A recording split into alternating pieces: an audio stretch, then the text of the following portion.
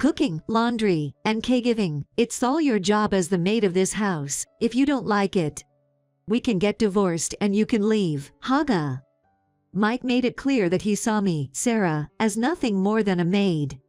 It's been your plan all along, hasn't it, to use me as free labor, a maid, and on top of that, to take care of your mother. That's what you think of me.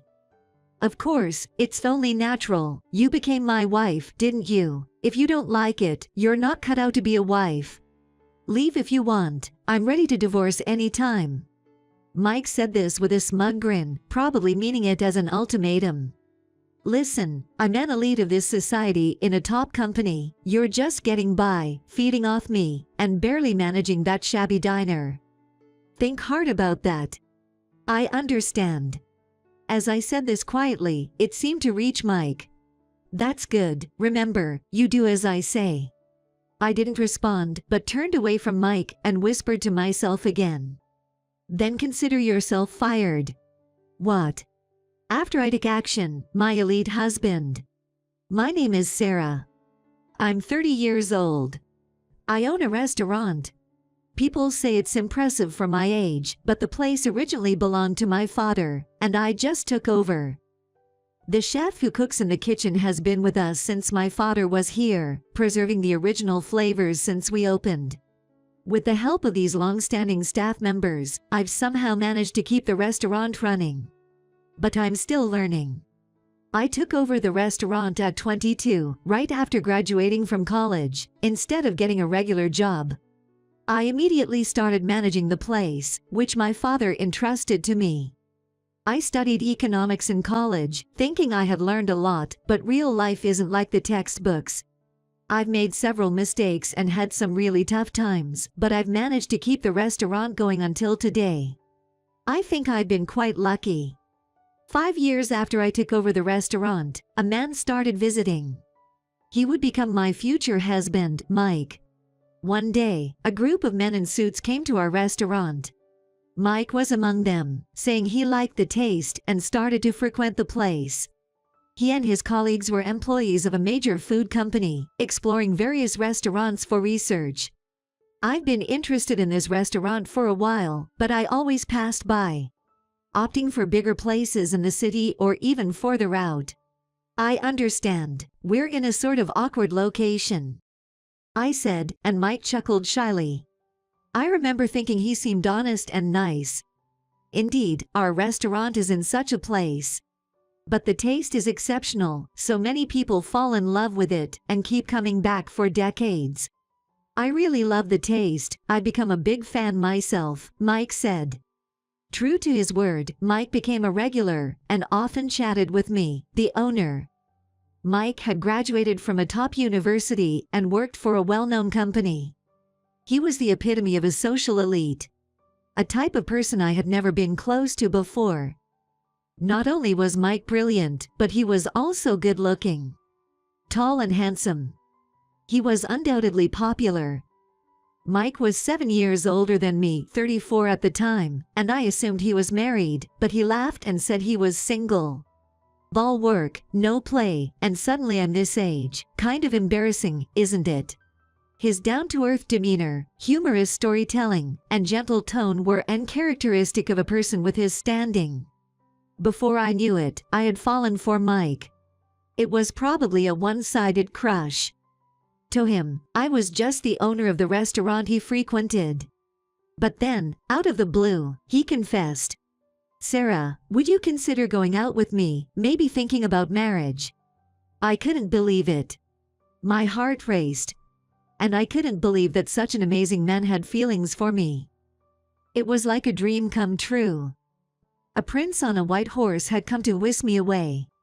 I felt like the protagonist of a fairy tale, and, intoxicated by the dream, I said yes. A year later, we got married. But this fairy tale didn't end with happily ever after. After the wedding, the second chapter of our story turned into a book painted all in black. Hey, you're my wife now, you understand what that means, right? Mike, you had always called me Sarah, said this shortly after we started living together. Yes, I'm your wife now since we're married.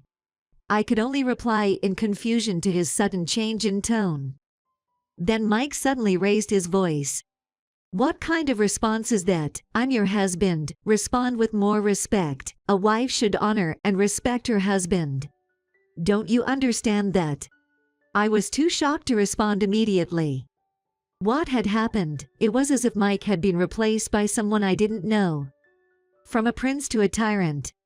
What kind of witch had cast this spell? "Listen, I'm from the elite class, you know that, right? You have to become a wife worthy of me. I'll train you, so be prepared." From that day on, Mike started ordering me around. First, he demanded perfect housekeeping. "Make sure the house is always spotlessly clean for any visitor. That's a housewife's job. Don't embarrass me." Growing up in a family that ran a restaurant, our home honestly wasn't always in the cleanest state. My dad was always in the kitchen, and my mom helped out with the business too.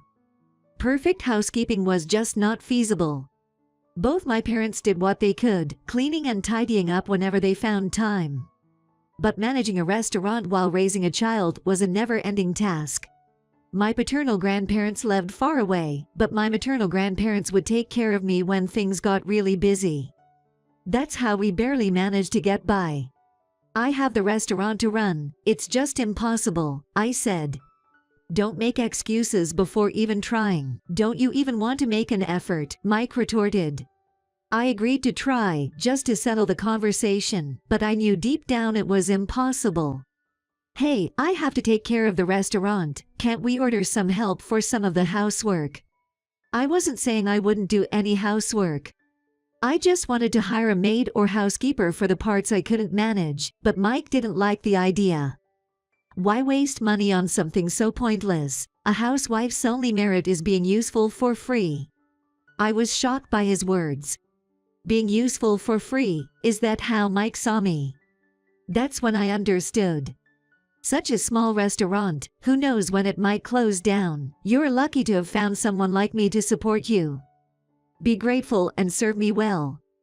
During our courtship, he had admired me for taking over the business from my parents at such a young age. One of the reasons I fell for Mike was because he appreciated that my small but beloved restaurant was something important, something I was fighting to keep alive.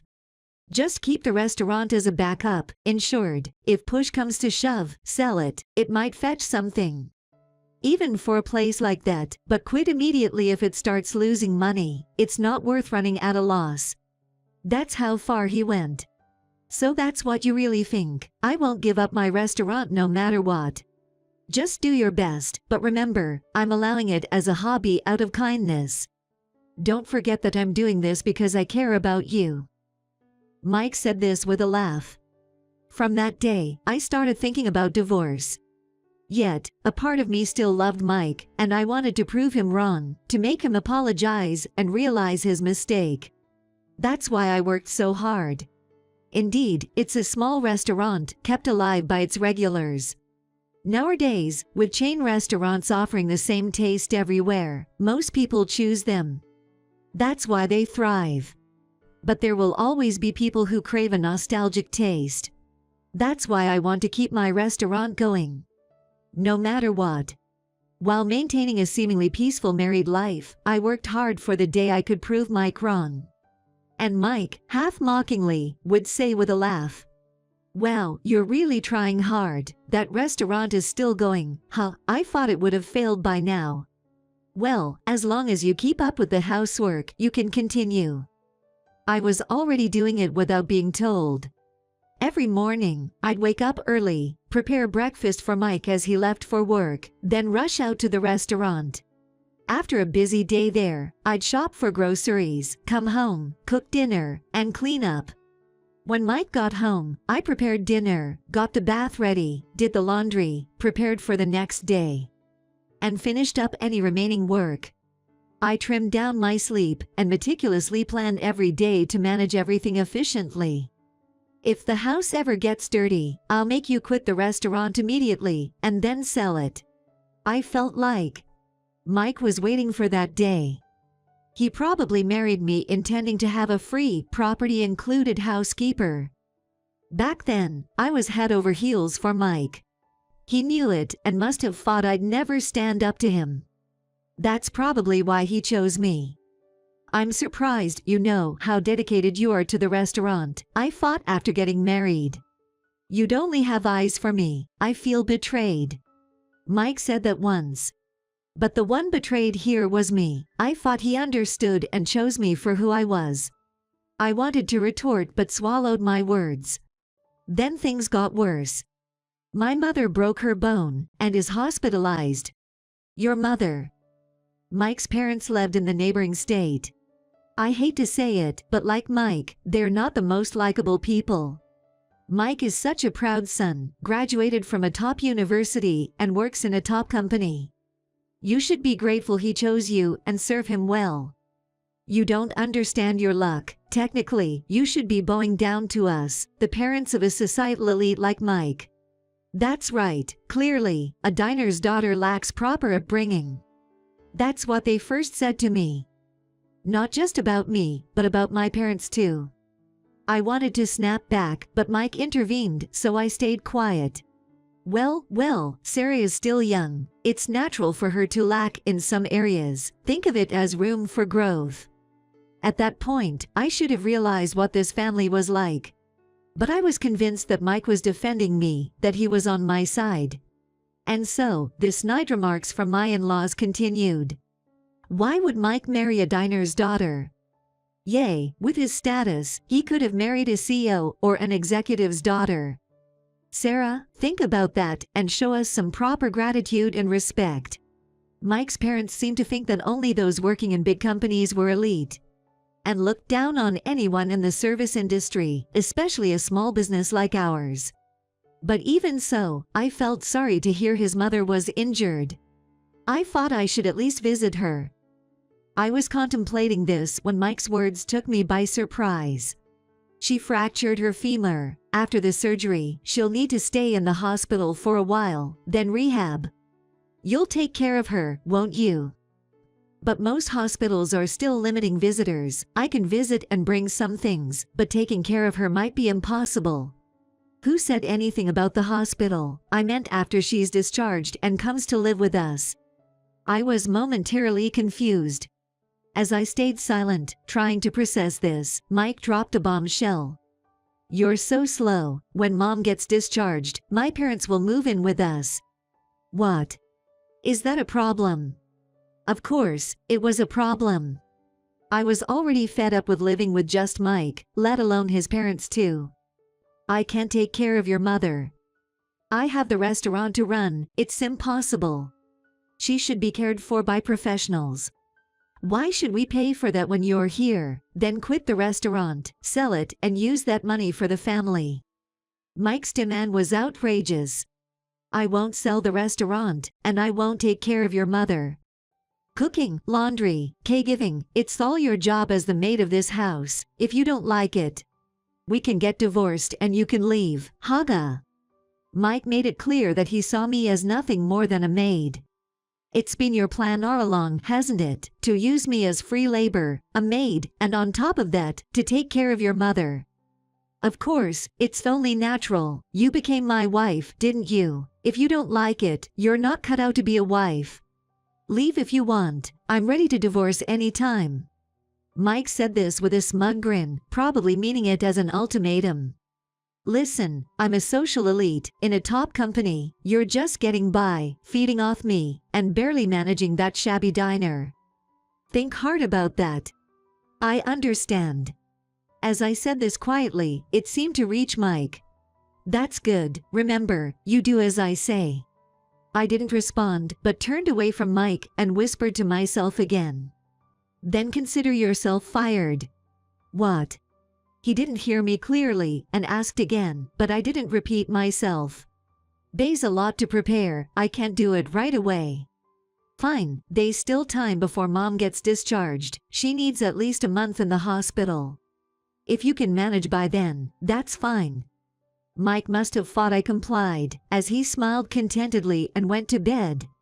For 2 years, I had been preparing for this moment. But part of me still hoped that Mike would return to the man he was before we got married. The man I loved so much. I couldn't bear to think those happy days were a lie.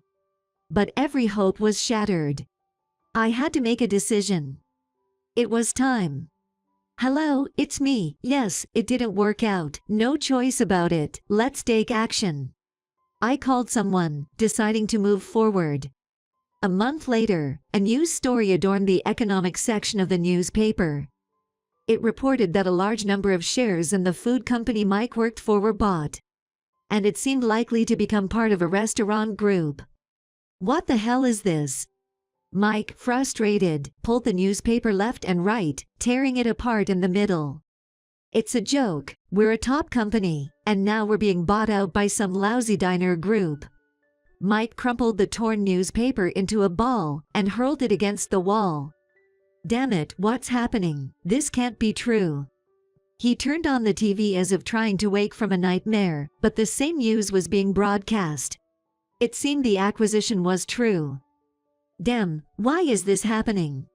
Mike slumped onto the sofa, furiously ruffling his hair.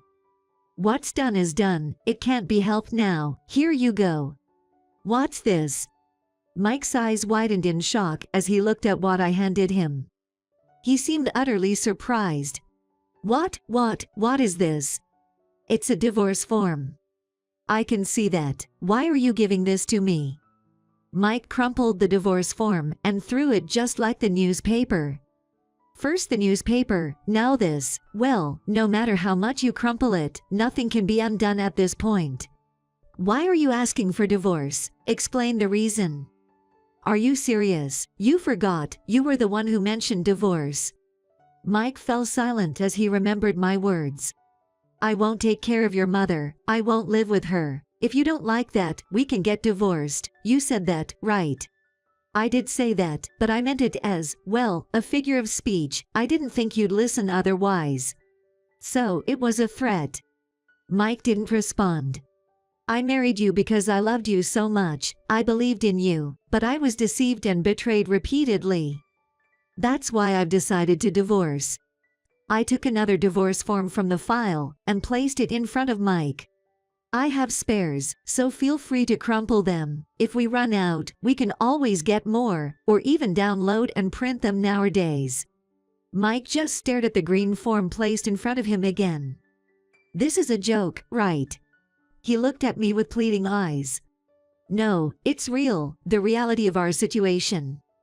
You're not that kind of woman, right? You wouldn't do something so cruel when I'm at my weakest. It seemed he wasn't ready to accept it. Everything you did to me, tried to do, which do you think is worse? Using my words, I let him have it.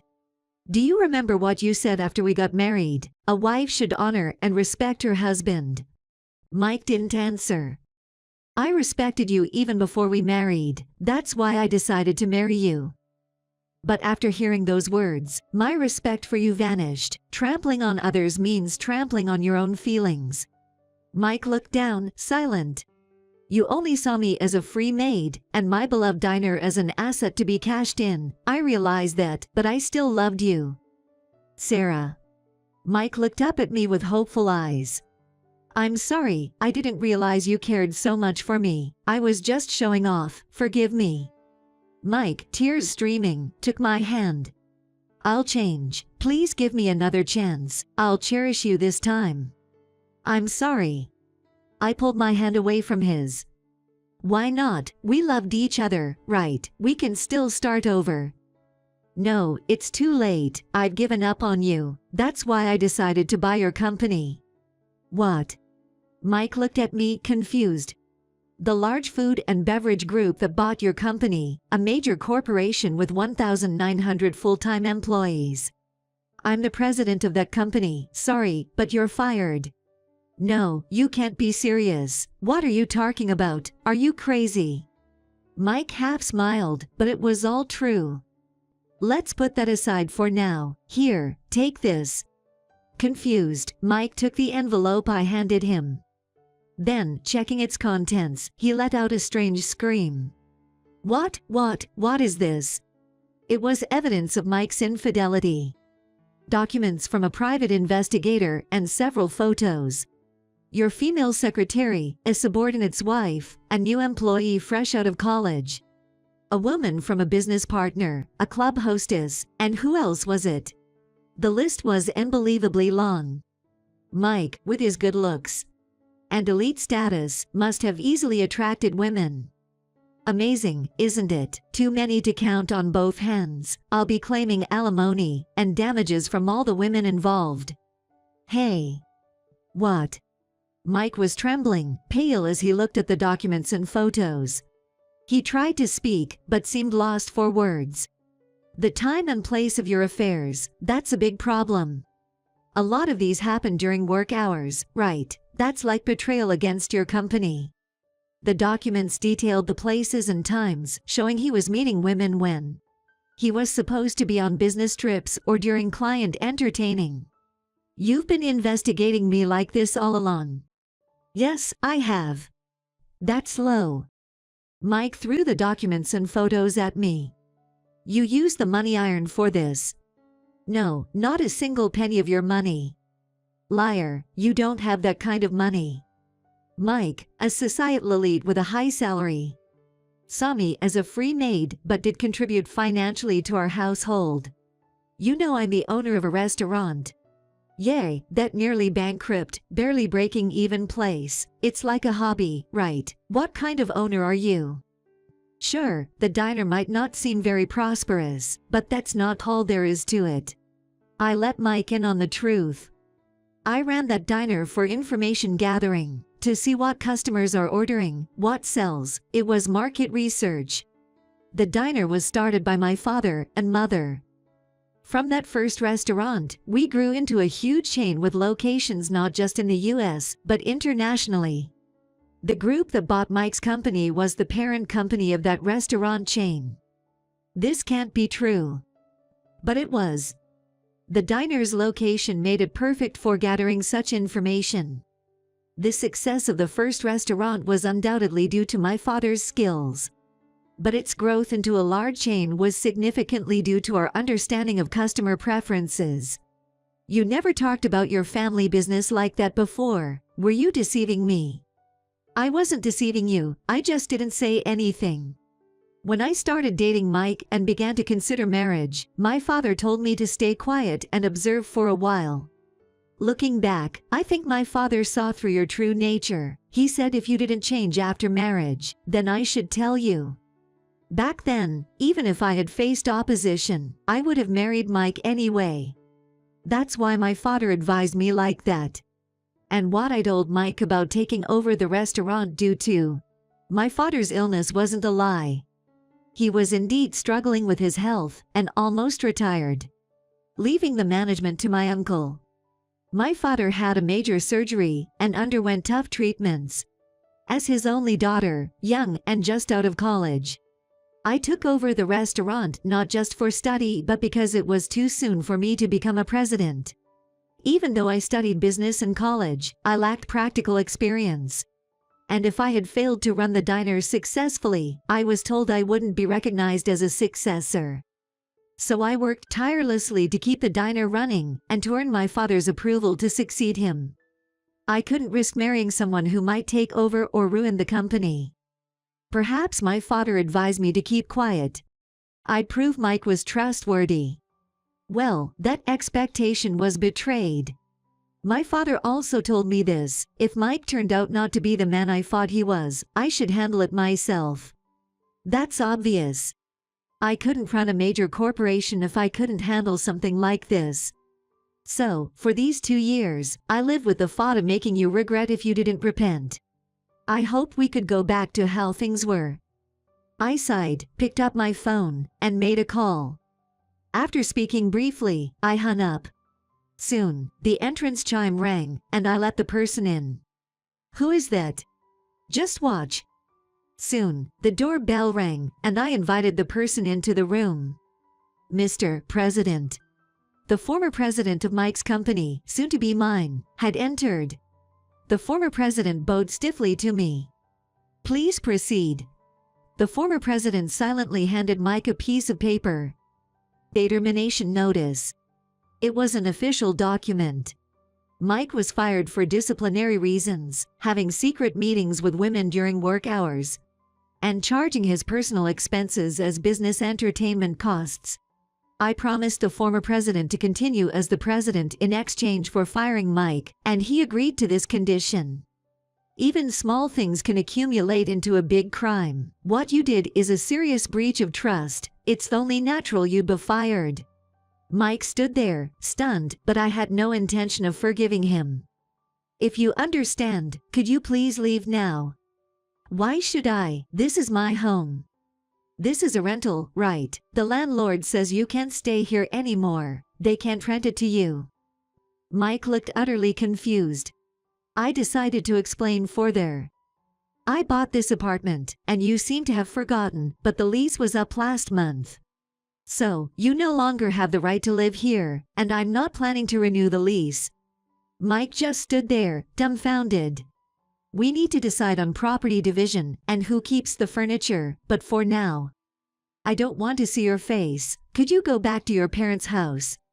Your mother should be getting discharged from the hospital soon. Mike's mother was about to be discharged after about a month in the hospital. Why don't you go back and get ready for her return? I'll contact you through lawyers for the rest. Well, I'm counting on you then.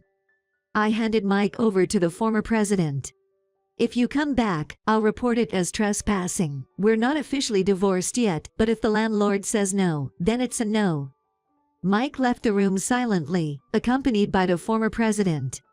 There's still more to be done, but this is a good stopping point. Mike went back to his parents' house, and as expected, I received persistent calls from my in-laws after they heard about the impending divorce. Sarah, you are such an impressive person. Why didn't you tell us? You truly are a daughter-in-law to be proud of. Divorce is a joke, right? You loved Mike so much, didn't you? Can't you forgive a man's fling or two as a sign of his vigor?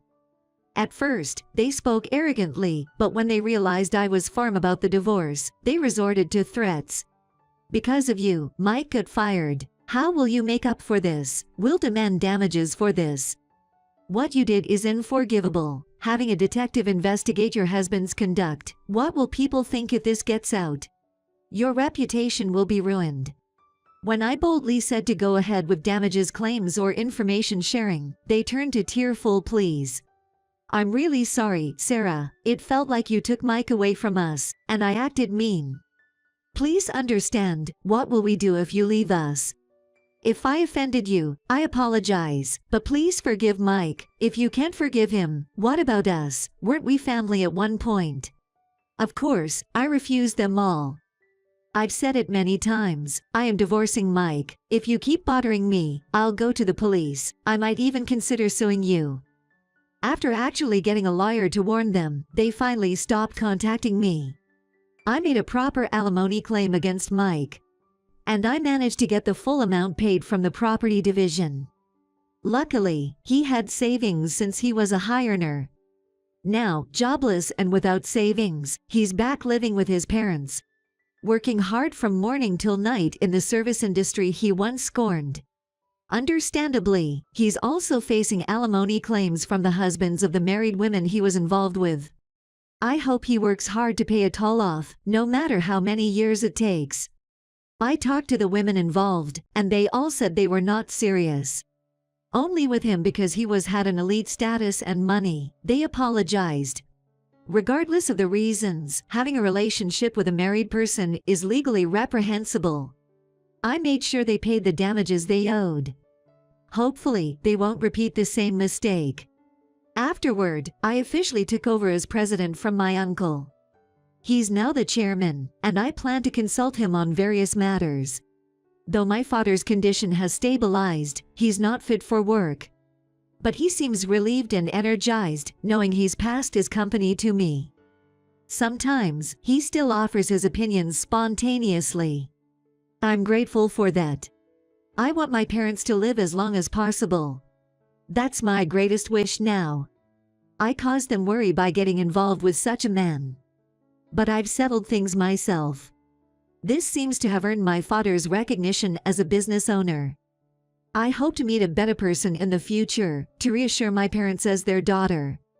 But for now, I think I'll stay away from marriage. The company is my child now. I want to grow it bigger and better. As a president, I've just started walking this path, believing in a bright future ahead. Oh, and I'm definitely continuing the diner. It's my parents' starting point and my beginning. My very first child that I always want to cherish. To never forget where I started.